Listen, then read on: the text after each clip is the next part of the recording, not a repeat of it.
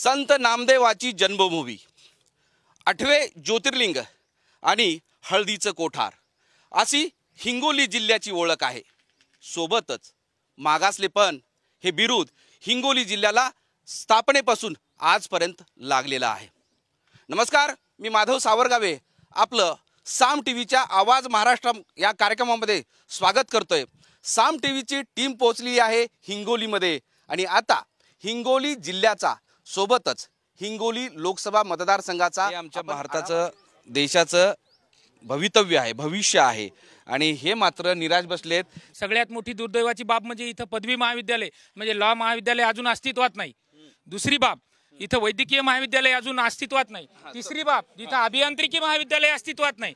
तिसरी बाब, इथं रोजगाराचं कुठलंही साधन नाही। बघा, ऐका, सर्व पक्षाच्या नेत्यांना एक विनंती आहे, हे हे हे हे सर्वसामान्य काय म्हणतात तेवढं ऐका, थोडं जरा सरका, थोडं ऐकू द्या, सगळ्यांना ऐकू द्या। इकडे या, ग्रामीण भागातले।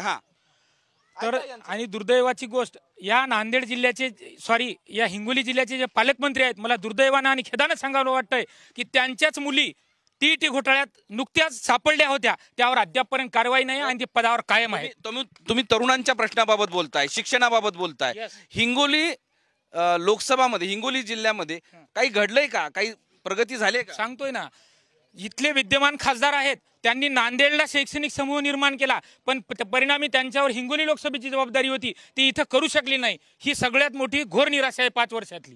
मुलांसाठी अभ्यास करण्यासाठी काही परीक्षा केंद्र म्हणजे अभ्यास केंद्र इथं उभे केलेत का? कुठल्या संस्थेची काही सेंटर्स आहेत का इथं? स्पर्धा परीक्षेची तयारी करण्यासाठीची काही इथं सुविधा आहे का?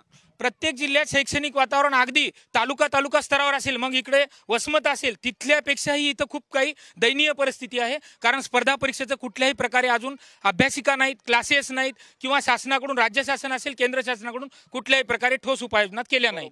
म्हणजे कापूस घरातच आहे साहेब, आमच्या सोयाबीन घरात आहे, लोकांचे 5 रुपये शेकड्या